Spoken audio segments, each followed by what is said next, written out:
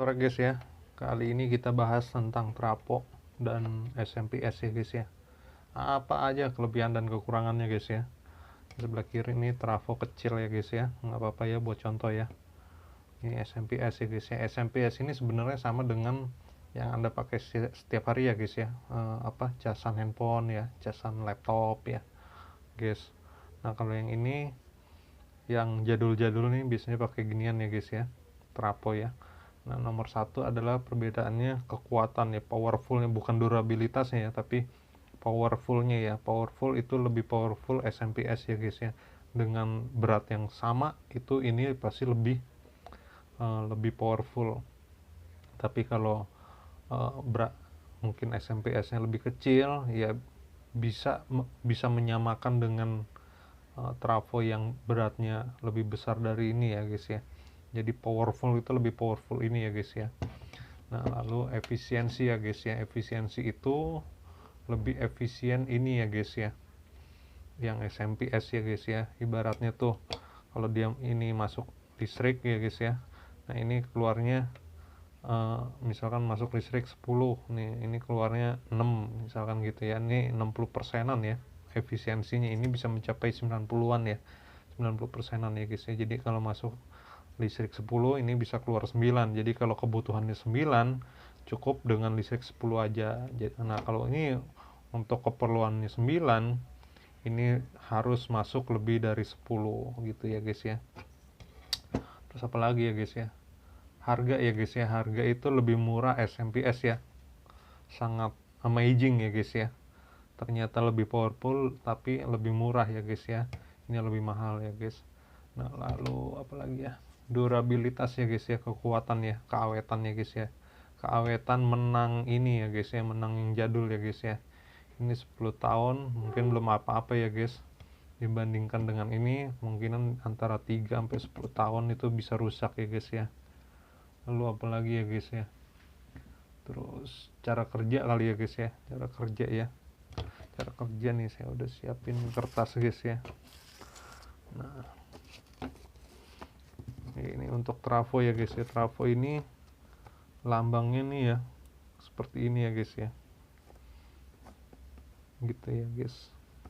Nah ini in ya guys, in, ini out ya guys. In ini AC ya, dari PLN ya guys ya. Nah ini adalah outnya ya guys, outnya kebutuhan kitanya ya guys ya. Ini berupa AC juga, AC kecil lah ya guys. Nah, lalu ini sistem kerjanya tuh dilempar ya guys ya, listrik dilempar ke sini ya guys ya. Ini nggak nyambung ya guys ya. Nah ini hanya menggunakan prinsip perbandingan ya guys ya. Misalkan ini lilitannya berapa, ini berapa gitu ya. Maka misalkan dia masuk 220 dengan lilitan perbandingan sekian banding sekian, misalkan keluarnya 12 volt gitu ya guys ya. Nah karena ini pasif ya guys ya, jadi trafo ini saya anggap pasif gitu ya guys ya. Karena dia pasif, nggak ada yang bekerja gitu ya. Ini hanya alami, secara alami dia bisa melempar ini dari sini ke sini ya. Itu ketika ini naik turun ini mempengaruhi ke sini ya guys ya. Ini bisa 11, bisa 13 gitu ya. Kalau ininya naik turun ya guys ya. Jadi benar-benar ngikutin gitu ya. Seperti orang naik sepeda ya guys ya. Jadi gear depan, gear belakang gitu ya guys ya. Jadi kalau tergantung dari sini gitu ya, dari pijakan kitanya gitu ya guys ya. Nah, lalu kenapa ini bisa terlempar ya ke sini ya guys ya, listriknya guys ya. Jadi penyebabnya adalah frekuensi ya guys ya. Frekuensi biasanya 50 atau 60 Hz ya guys. Nah inilah penyebabnya guys ya, ini bisa terlempar ya guys ya.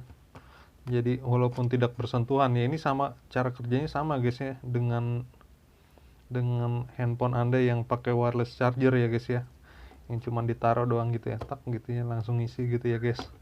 Nah itu adalah frekuensi ya guys ya. Jadi sama ini ya, jika ini ini handphone anda ya, lilitannya di dalamnya ada, lalu di sini di dockingnya ya, docking chargernya ya, ada lilitan juga. Itu sebenarnya nggak nyambung ya antara ini dan ini, cuma ditaruh doang gitu ya. Nah, lalu SMPS ya guys ya. SMPS cara kerjanya seperti apa nih? Ini jadi mulainya AC ya guys ya, sama kayak gini ya guys. AC langsung dirubah dulu ya guys ya, langsung jadi DC ya. 220 ketika dirubah jadi DC dia naik guys ya, antara 300 lebihan lah ya, 320-an ya. Nah gitu ya guys ya. Lalu dilempar dulu dia ke frekuensi ya. Dia harus dibikin frekuensi ya guys ya. Ini IC-nya ya guys ya. Ini IC yang bikin dia jadi frekuensi, ada frekuensinya guys ya. Nah baru dia dilempar lagi ke sini nih, trafo ya guys ya.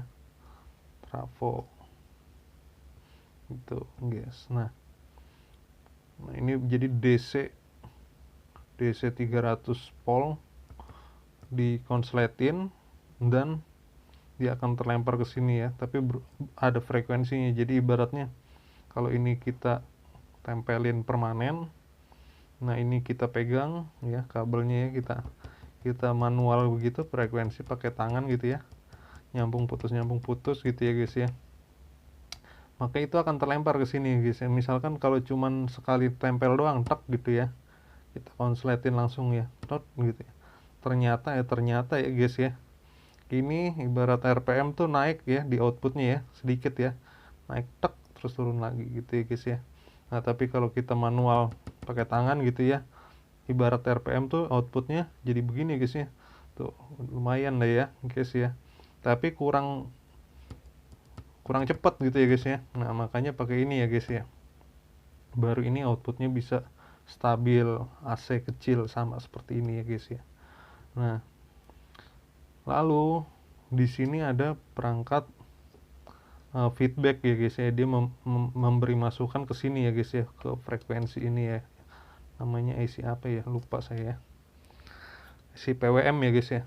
Nah jadi ini ngasih tahu ke sini, jika ini dikasih beban kan dia turun tuh ya guys ya, turun, terus dia ngasih tahu nih turun nih listrik, geber lagi nih frekuensinya, naikin lagi, nah, baru stabil lagi. Itu tapi terjadi secara cepat ya guys ya, nggak kelihatan drop gitu ya guys ya. Nah frekuensi ini bisa si ini nih, IC ini nih ya, lebih tinggi dari ini ya guys ya. Dia bisa hitungannya kilohertz ya guys ya, bisa 10 kilohertz, bisa 50, bisa 100 kilohertz gitu ya, tergantung speknya ini ya guys ya, gitu ya guys. Jadi makanya kalau yang pakai trafo ini perlu apa, kapasitor gede-gede gitu ya guys ya. Kalau ini kecil-kecil ya guys ya, karena dia kemampuan ngisi listriknya tuh lebih tinggi ya guys ya, frekuensinya. Jadi sebelum dia habis dia udah dorong lagi gitu ya guys ya. Terus apa lagi ya guys ya, lalu untuk efisiensi ya guys ya, kenapa larinya kemana gitu ya guys ya. Ini misalkan ini 10 ya, ini keluarnya 6 ya guys ya. Nah 4-nya itu kemana guys ya, 4-nya itu berubah ya jadi panas ya guys, makanya tidak efisien. Sama dengan handphone Anda yang pakai wireless charging gitu ya guys, itu pun tidak efisien ya guys, memang lebih nyaman sih gitu ya. Itu hilang menjadi panas ya guys ya. Nah ini juga hilang menjadi panas, dari 10 menjadi 9, satunya kemana, berubah menjadi panas gitu ya guys ya. Lalu apalagi ya guys ya, penyebab rusaknya guys ya. Biasanya kalau ini jarang sih ya, jarang rusak ya. Penyebabnya apa ya kalau ini rusak ya? Penyebabnya kurang ini ya, kurang beruntung lah ya guys. Kalau ini 10 tahun rusak ya, Anda kurang beruntung ya guys ya. Kalau ini ya guys ya, kenapa penyebab ini rusak? Nomor satu adalah desain ya guys ya. Jadi kita harus menentukan outputnya dulu ini guys ya. Misalkan kita keperluannya 12 volt 5 ampere gitu ya guys. Nah ini kemampuan ini, nah ini harus lebih ya guys ya, kemampuan si PWM ini ya, frekuensi ini ya guys ya. Jadi jangan sampai 12 volt 5 ampere kebutuhan kita ngasih ininya, spek IC ini benar-benar sama gitu. Jadi akhirnya dia kerja 100% gitu ya guys ya. Ibarat PC itu ya, prosesor throttle terus ya, ngegas terus gitu ya guys ya. Jebol lama-lama guys ya. Nah itu nomor satu ya, jadi desainnya ya. Bukan desain gambar kayak orang bikin mobil gitu ya guys ya. Desainnya bukan maksud begitu, tapi desain ininya ya, strukturnya gitu ya guys ya. Lalu nomor dua adalah eh, dari komponennya ya, kualitasnya ya. Tapi kalau misalkan kualitas abal-abal juga, kalau desainnya bagus, artinya powernya nggak pas-pasan, cukup awet ya guys ya. Seperti itu ya. Cuman bedanya kalau ini kalau rusak dibuang ya guys ya, trafo ini ya. Kalau ini kalau rusak di servis ya guys ya. Oke gitu aja guys ya, semoga bermanfaat ya guys.